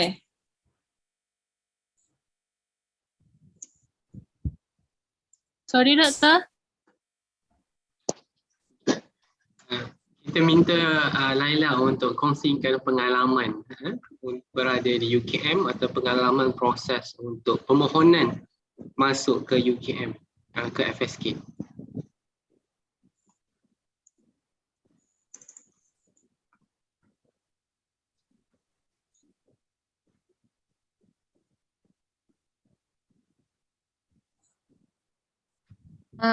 Laila maklumkan yang dia ada masalah dengan connection. I think mungkin sebab sekarang ni hujan lebat dekat sini. Ya, ya betul. So, okey, tak mengapa. Saya rasa saya mungkin sebab di KL baru sedang hujan agak lebat di sini, so itu mungkin ada masalah gangguan pada internet. Saya mungkin boleh menjawab soalan, saya rasa di chat ni ada soalan berkenaan dengan berapa ramai pelajar Indonesia ya di fakulti ataupun yang belajar bidang kesihatan. Okey, untuk makluman ya, di Fakulti Sains Kesihatan bilangan pelajar yang mendaftar lah sekarang ni yang ada sebenarnya 5 orang. Kita ada di program sains bioperubatan 2 orang, audiologi 1 orang, program kesihatan persekitaran dan pekerjaan 1 orang dan juga program sains forensik 1 orang. Nah, tapi kita ada pelajar-pelajar antarabangsa yang lain jugalah daripada negara-negara lain seperti yang saya maklumkan.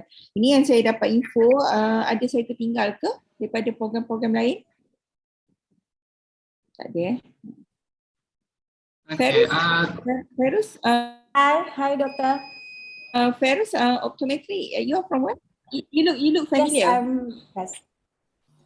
Yes, I am Dr. Zaryanti. I think you taught me. I graduated in 2015. 2015. Okay, that's why you look familiar. Where are you from actually? Are you from? I am now in Indonesia. I'm Indonesia. Yes, currently in Medan, in North Sumatra. Okay. So you want to have to share anything about your study? Yeah. Oke, sure. Oke, Assalamualaikum adik-adik. Perkenalkan, nama saya Feiruz. Saya lulusan dari UKM tahun 2015, program Optometry and Visual Science. Di sini masih banyak wajah-wajah yang masih saya kenal karena masih menjadi dosen saya. Mungkin ada sedikit, Hai Dr. Izzuddin. So, saya mungkin mau sharing beberapa hal. Yang pertama adalah begitu bangganya saya karena menjadi alumni dari UKM, karena yang membesarkan saya sekarang adalah ya UKM. Tanpa nama UKM tentunya I go nowhere, ya saya nggak tahu kemana. Oke. Yang pertama itu, yang kedua adalah mungkin kalau adik-adik selesai nanti yang perlu digarisbawahi ya, jangan lupa untuk melakukan penyetaraan. Nah, ketika penyetaraan, yang utama adalah memang dari kampusnya. Sepengalaman saya, ya, untuk jurusan optometri kita bisa disetarakan dengan sarjana, ya, di mana untuk kampus lain yang sama-sama di Malaysia tapi bukan kampus negeri, ya, sangat disayangkan tidak bisa disetarakan dengan sarjana. Jadi kalau adik-adik memang tertarik ya untuk belajar, untuk kuliah di UKM, saya sangat sarankan, saya sangat mendukung ya adik-adik untuk melanjutkan di UKM. Dan saya rasa itu bukan hanya untuk program optometri ya, untuk jurusan-jurusan yang lain saya yakin ya, saya cukup yakin ya, karena UKM ini bukan kampus main-main. Ya, jadi saya kalau ditanya sama orang, oh UKM Kebangsaan Malaysia, ya Kebangsaan Malaysia itu kalau di Indonesia kita setaranya sama UI, gitu. Siapa sih yang nggak bangga kuliah di UI? Ya saya juga sama, saya bangga kuliah di Universitas Kebangsaan Malaysia. Yang saya rasa itu aja untuk kerja. Kebetulan kalau kita sudah pegang surat penyetaraan dari Kemenristek, saya rasa nggak ada permasalahan apa-apa. Ya, 1 kali penyetaraan itu kita bisa pakai seumur hidup. Jadi nanti difotokopi, dilegalisir. Nah, itu yang bisa kita pakai untuk kita kerja kemana-mana. Ya, karena saya pernah kerja di swasta dan sekarang juga saya sedang berusaha ya. Sekarang saya tenaga honor di Rumah Sakit Khusus Mata di Sumatera Utara di Medan. Ya, yang lagi berusaha lah, lagi bekerja keras supaya bisa diangkat jadi PNS ya. Adik-adik semua pasti pengen jadi PNS ya. Selain daripada itu kita juga bisa jadi dosen. Saya rasa itu aja. I think that's my 2 cents. I hope it helps. Thank you. Thank you Feiruz dengan perkongsian tadi. 2015 ya? Graduasinya? Betul. Yes, 2015 betul. Yes. Okay. Maaf Enci, ada soalan dari Pondok Pesantren Darussalam Sarangkabun. Apakah calon pelajar sarjana muda UKM harus mengikuti tes masuk? Karena kalau di Indonesia, kalau kita nak masuk sarjana muda atau S1, kita kena ada tes secara nasional, SBMPTN, UTBK, macam itu. Nah, kalau untuk pelajar Indonesia yang nak masuk ke UKM, khususnya daripada undergraduate student, dia kena ada tes masuk tak atau macam mana? Nah, itu dari Pondok Pesantren Darussalam. Terima kasih. Dr. Zarianti boleh cuba jawab soalan yang diberikan? Okey, boleh. Terima kasih ya, Miss Trisnawati. Okey, berkenaan dengan kita dekat sini, kita hanya menapis ataupun kita saring pelajar berdasarkan kelayakan masuk, iaitu kalau untuk masuk ke peringkat sarjana muda ataupun S1 di UKM, dia mesti ada SMA lah, ataupun ada panggil apa, sekolah menengah atas, sijil sekolah menengah atas. Kalau lepas syarat kelayakan akademik tersebut, another layer, another fasa adalah kita tak ada ujian khas, cuma di peringkat program mereka ada temu duga.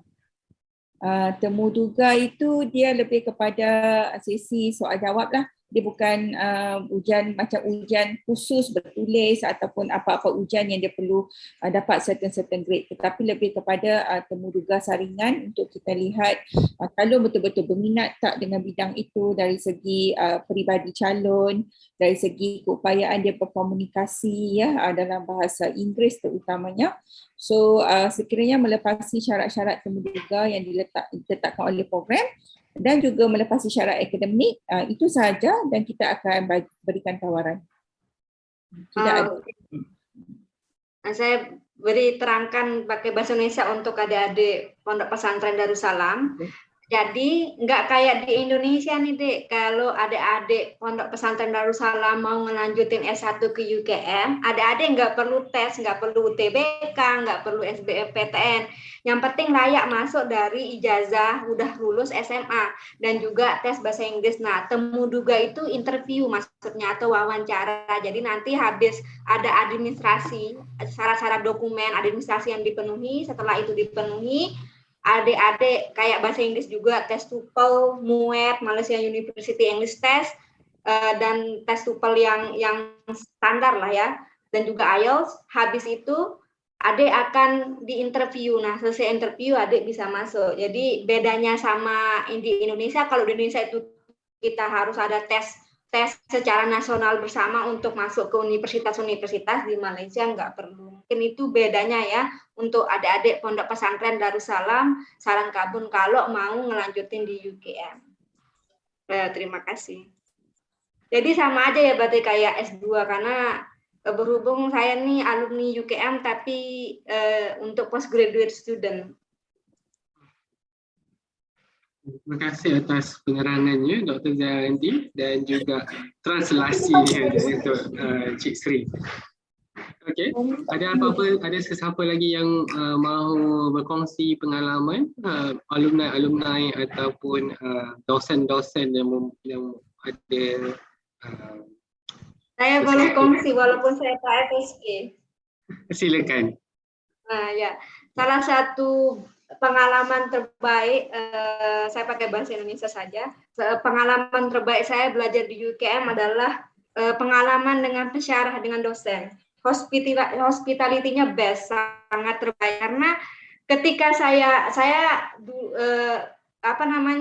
ketika saya mau mencoba bertanya kepada dosen-dosen, kepada pensyarah, kepada supervisor, tidak ada batasan.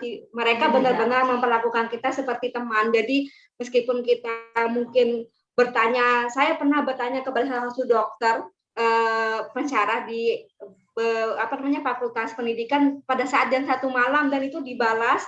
Ataupun ketika para pensyarah, dosen-dosen melakukan, misalnya ada kekeliruan, ada kesilapan, mereka tidak ragu meminta maaf, mereka tidak segan meminta maaf.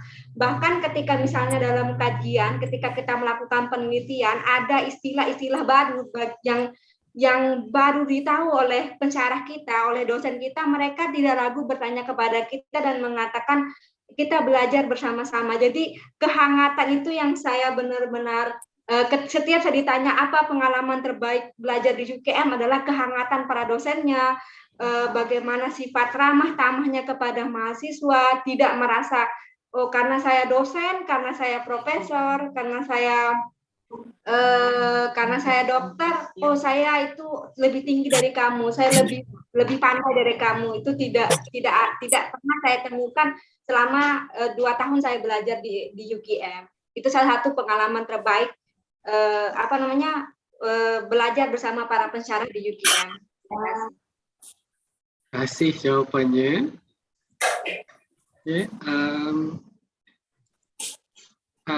Okay, Cik Fairuz ada nak tambah tadi dengan? Oh ya, tadi saya baca ada pertanyaan tentang asrama ya. Kalau untuk tadi udah dijelaskan ya, tahun pertama kita duduk di asrama ya di Titiwangsa ya, tempatnya nyaman, mudah mau kemana-mana ya. Tahun pertama sih itu, tahun kedua dan berikutnya kalau tidak meet up dengan kegiatan di dalam asrama, adik-adik bisa cari di daerah kampus itu ya, yang memang nggak terlalu jauh ya.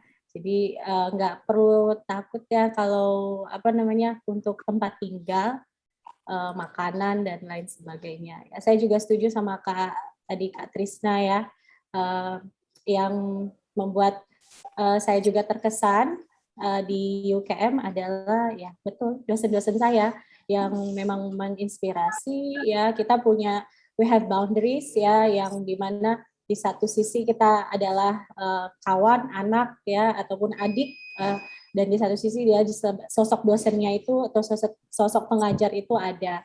Yang dimana sekarang saya juga sudah jadi dosen, yang saya masih mengingat bagaimana mereka mengajar, dan itu saya terapkan terhadap diri saya. Jadi untuk adik-adik selama 4 tahun nanti insya Allah ya, ada yang terketuk hatinya untuk bergabung ya di UKM, tolong diambil yang baik-baiknya. Itu saja, thank you. Terima kasih Cik Fitri. Diska ada mahu berkongsi sesuatu? Dokter atas kesempatannya.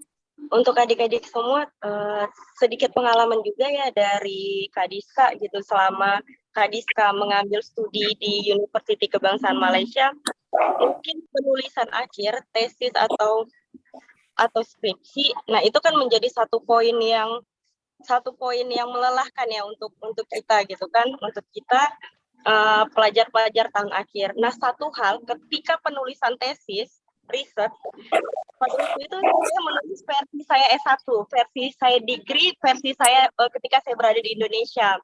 Lalu pada waktu itu pembimbingnya Kak Diska bilang, Diska, kamu mau nulis novel sepanjang ini. Jadi benar-benar ketika penulisan itu malah yang saya rasakan adalah inti dari apa yang ingin kita sampaikan, apa yang ingin capai di dalam objek penelitian kita itu. Jadi ketika di UKM saya belajar benar-benar dalam penulisan riset itu sedetail mungkin, tapi hanya hal-hal atau poin-poin yang penting. Itu yang pertama. Yang kedua, kalau di Universiti Kebangsaan Malaysia, kita yang dikejar dosen, bukan kita yang ngejar dosen. Karena mungkin boleh juga dijawab oleh kakak-kakak alumni, karena kebetulan ketika penulisan tesis pada waktu itu, dokter, itu memang masa karantina besar-besaran. Jadi ketika itu pembimbing saya saking ramahnya itu mengatakan, Diska, penulisan tesis kamu buat slow-slow, kamu buat pelan-pelan, asalkan kesehatan mental kamu terjaga. Itu adalah poin yang tidak bisa saya lupakan, karena ketika penulisan tesis itu adalah tahap-tahap yang mungkin paling mencabar atau paling sulit di dalam suatu proses saya menyelesaikan master saya pada waktu itu. Tapi di sana pencara saya memberikan motivasi bahwa hal yang harus kamu lakukan pertama adalah kesehatan mental. Kalau kesehatan mental kamu terjaga, maka penulisan tesis ini akan berjalan dengan baik. Saking ramainya pencara-pencara. Jadi ketika penulisan tesis itu tidak akan sebanyak ketika kita menulis masa S1-nya saya gitu. Karena memang betul-betul kita diajarkan dari awal bagaimana penulisan riset yang terbaik itu, seperti itu. Jadi hal itu tidak perlu dikhawatirkan ketika kita berada di Universiti Kebangsaan Malaysia. Itu menurut saya juga salah satu poin kenapa kita harus melanjutkan atau kenapa kami merasa nyaman untuk belajar di Universiti Kebangsaan Malaysia. Jadi selain Roma di situ. Dan ketika di Universiti Kebangsaan Malaysia, kita itu diajarkan lebih kepada dunia kerja. Kita dihadapkan ke dunia kerja. Kita diperkenalkan seperti apa dunia kerja itu. Jadi kita diberikan pelatihan-pelatihan. Contoh, ketika saya berada di Universiti Kebangsaan Malaysia, kita memang mempunyai satu studio yang benar-benar ketika kita, saya dari jurusan komunikasi, kami diajarkan benar-benar sebagai wartawan itu apa, bagaimana kita di lapangan. Jadi ketika saya belajar di Universiti Kebangsaan Malaysia, saya benar-benar dihadapkan, Diska seperti ini dunia kerja. Jadi dari awal kita sudah dididik, dipupuk, dan kita sudah diterapkan dengan model-model dunia kerja yang nantinya akan kita hadapi setelah kita menyelesaikan studi kita. Itu adalah hal-hal yang mungkin bisa saya sharing untuk adik-adik semua, mempertimbangkan bergabung ke Universiti Kebangsaan Malaysia, dan kami tunggu adik-adik semua untuk satu alma mater bersama kami semua dalam keluarga besar Universiti Kebangsaan Malaysia. Terima kasih, Dokter. Terima kasih, Diska. Okay. Mungkin ini adalah bahagian terakhir ya, sebelum kita akhiri webinar kita pada hari ini. Saya ingin mengucapkan terima kasih kepada semua hadirin, semua alumni yang bercakap pada hari ini, yang berkongsi pengalaman semasa berada di UKM, semua dosen-dosen daripada UKM, semua pelajar-pelajar yang hadir di program kita hari ini, semua pensyarah-pensyarah, dosen-dosen dari Indonesia yang bersama kita hari ini ya. Saya harap kita dapat manfaat dengan perkongsian pada hari ini dengan dekan Fakulti Sains Kesihatan, dengan pihak UKM SHAPE, dengan alumni yang sama-sama berkongsi pengalaman. Okey, untuk seterusnya, untuk pertanyaan yang lebih lanjut, kita ada ruang-ruang dari website kita. Dari website kita ada email address yang boleh digunakan untuk bertanya dengan profesor-profesor, dosen-dosen di FSK, Fakulti Sains Kesihatan. Kita juga ada Facebook.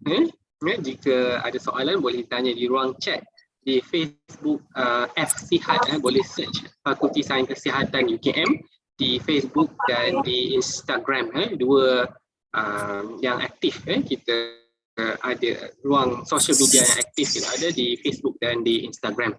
Okey, kalau tak ada apa-apa lain, kalau boleh mungkin Prof Zayanti boleh ucapan terakhir sebelum kita akhiri majlis. Assalamualaikum. Coba. Okey, terima kasih Dr. Azrul. Saya telah mengucapkan terima kasih kepada semua, terutamanya saudari Diska. Saya rasa Diska banyak sangat bantu kami untuk mengumpulkan adik-adik anak-anak daripada Indonesia, dan juga kepada alumni-alumni kita yang masih lagi setia kembali untuk berkongsi pengalaman mereka bersama kita sebelum ini. So saya ucapkan banyak-banyak terima kasih lah. Sebenarnya pengalaman pelajar tu sebenarnya amat penting untuk dikongsi dengan mereka yang belum lagi belajar lah, sebab saya rasa pengalaman dan juga perkara-perkara yang mungkin kita sendiri tak lalui tu, dia tak sama penyampaiannya dengan mereka yang pernah melaluinya sebagai seorang pelajar daripada Indonesia ya. So saya rasa itu satu perkongsian yang amat menarik lah, dan saya juga berharap mengajaklah semua adik-adik anak-anak di Indonesia untuk datang ke FSK, sambung belajar di sini sama ada di peringkat S1, S2 ataupun S3. Tapi nanti kita akan ada another webinar yang lain untuk S2 dan juga S3. So silalah datang, kami menanti kehadiran anda semua sebagai seorang pelajar di Fakulti Sains Kesihatan. Okay, itu sahaja. Terima kasih, dan permohonan sebenarnya masih dibuka sehingga penghujung bulan September lah. So the better kalau boleh apply lah secepatnya mungkin untuk kita proses dan kita berikan tawaran urusan visa dan sebagainya. Okey, itu sahaja. Terima kasih Dr. Azrul dan semua yang hadir pada hari ini. Terima kasih banyak-banyak. Terima kasih semua yang hadir. Kita akhiri majlis kita. Assalamualaikum warahmatullahi wabarakatuh.